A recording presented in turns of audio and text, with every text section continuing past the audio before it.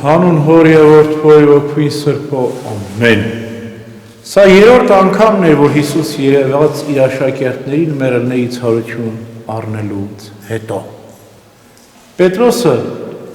մյուս աշակերտներից մի քանիսին ասում է. գնում եմ ձուկ որսալու։ Նրանք էլ ասացին. մենք էլ կգանք քեզ հետ։ Եվ գնացին Տիբերիայի ծովեզրը, այնտեղ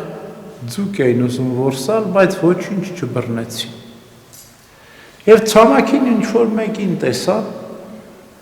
և Տերը նրանց ասաց. մանուկներ ինչ եք անում, դե ասում են ձուկ ենք որսում։ Հովհաննեսը սիրելի աշակերտը անմիջապես ճանաչեց, որ Տերն է, և Պետրոսին ասաց. Տերն է, ցամաքում կանգնած է։ Եվ Պետրոսը ասաց, իմացավ, թե Տերն է, անմիջապես մերկ էր, իր զգեստը իր վրա հագավ, Տիրոջ ներկայությունից ամաչեց, մերկ կանգնել Քրիստոսի առջև, և Տերն ասաց. աջ կողմը գցեք և ձուկ կորսաք, և աջ կողմը գցեցին, 153 մեծ ձկներ որսացին։ Եվ ցամաք ելան, տեսան մի վառված կրակատեղ և վրան ձուկ, և ասաց բերեք այդ ձկներից, և բերեցին ու խորովեցին, և բոլորը ճաշակեցին։ Եվ ոչ ոք չէր հարցնում, թե դու ով ես, որտեղ բոլորը գիտեն, որ Տերն է։ Եվ սա երրորդ անգամ էր, որ Հիսուս երևաց իր աշակերտներին մեռելներից հարություն առած լինելու համար։ Խնամք էր տանում մեր Տերը Հիսուս Քրիստոս իր աշակերտներին։ Մեկ անգամ չէ, որ երևաց նրան մեռելներից հարություն առնելուց հետո, որտեղ մեծ մխիթարության կարիք ունեին աշակերտները։ Ընդամենը 40 ժամ էին տրտմել Քրիստոսի խաչելությունից մինչև հարություն, բայց 40 օր մխիթարվեցին, որտեղ Քրիստոս միշտ նրանց երևում էր և մխիթարում էր։ Միտեղ մեր Տերը իր աշակերտներին ասել էր, որ ձեզ պետք է որսոր դարձնեմ, մարդկանց պետք է որսակ։ Եվ այսօր, երբ որ աշակերտները ցանցը գցեցին ծովը և 153 ձկներ բռնեցին, հիշեցին Տիրոջ խոսքերը,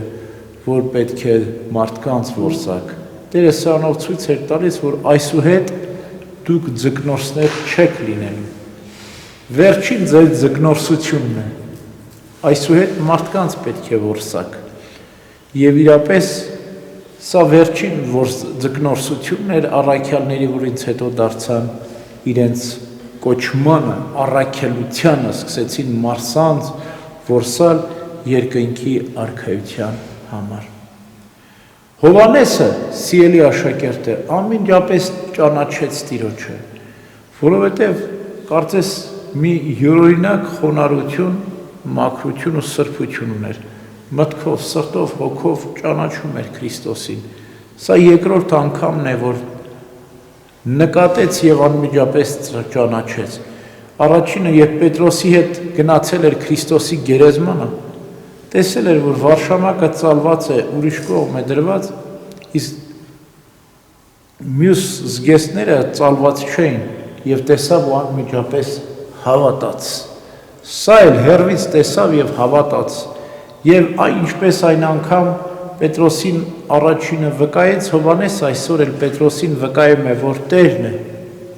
Տերն է կանգնած է ափին և մեզ հետ խոսում է։ Եվ Պետրոսը ամաչեց Տիրոջ ներկայությունից։ Մենք էլ, որ եկեղեցի ենք գալիս, Քրիստոս այստեղ ներկա է, Տիրոջ ներկայության մեջ ենք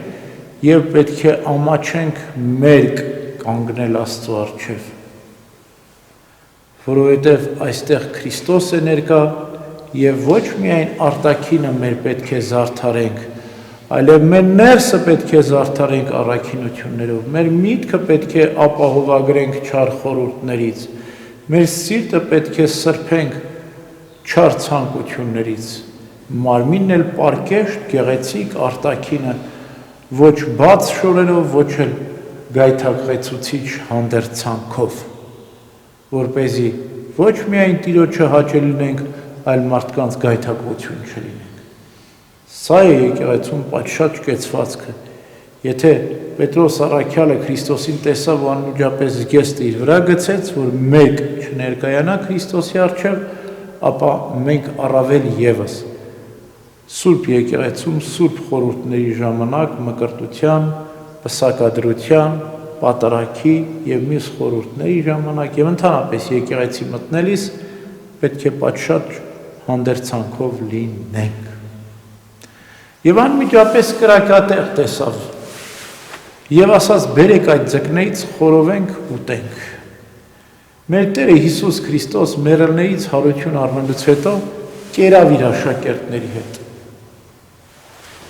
Ինչու, որպեսզի հաստատի իր հարությունը։ Մենք հարությունից հետո չենք ուտելու, բայց Քրիստոս կերավ։ Մեղրի խորիս կերավ եւ ձուկ կերավ։ Ձուկը քրիստոնյաներին է խորհրդանշում։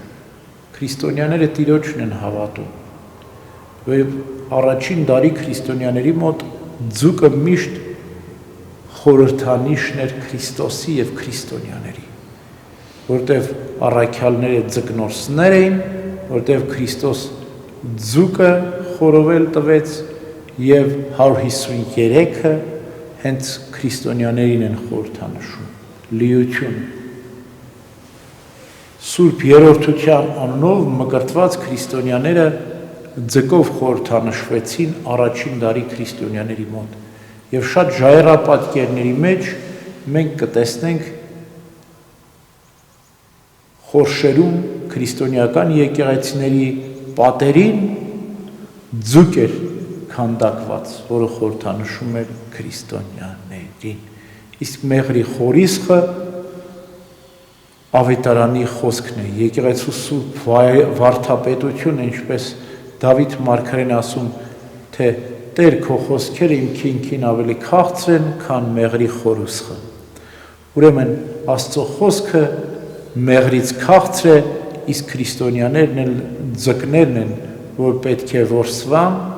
որ պետք է լցվեն ցանցերը եւ հավաքվեն երկնային շնեմարաններում հավիտենական երկնքի արքայության։ Եվ այս երրորդ անգամն էր, ասում է Հովհաննես Ավետարանիչը, որ Տերը երևաց իր աշակերտներին։ Երրորդ անգամ, այսինքն հանուն Սուրբ երրորդության, Հոր, Որդու եւ Սուրբ Հոգու անունով մկրտված քրիստոնյաները Ավետարանի վարդապետությամբ, մեղրի խորիսով եւ ցանցով բռնվելով պետք է հավաքվեն երկնային շտեմարաններում։